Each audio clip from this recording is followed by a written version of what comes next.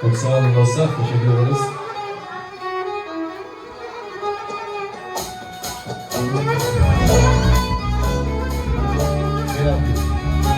Sen mi yedin?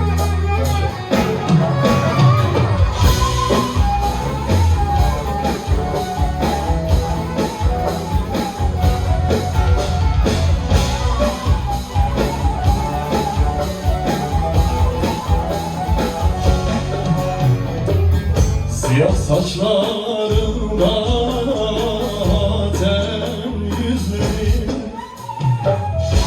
garip bülbül gibi zar eyler beni. Hilal Ebru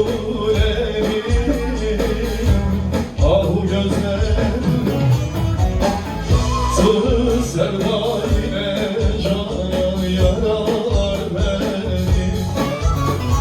Hudey, hudey, hudey yarar beni. Diley, diley, diley hareler beni.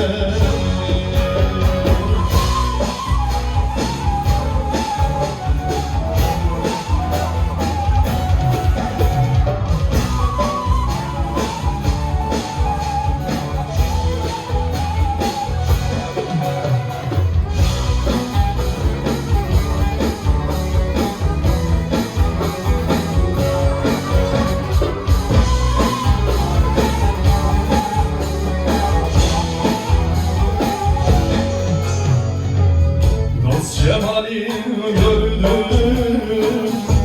ahizar oldu. Sevdana düşeli aşikar oldu. Kalmadı tahammül, biter oldu. Aşkını hançerle sürer beni. Hudey, hudey, hudey sürer beni.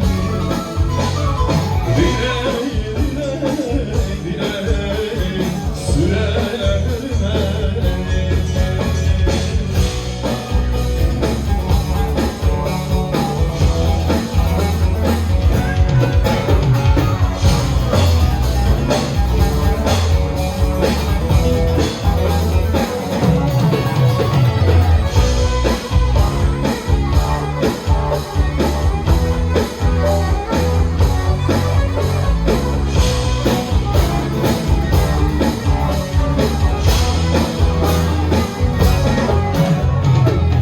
Kaşların Bismillah, yüzün Beytullah.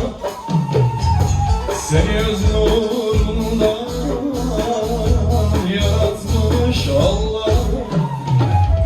Sevmişem dost seni, terk etmem billah. Meğer hançerle vurar beni. Hudey, hudey, hudey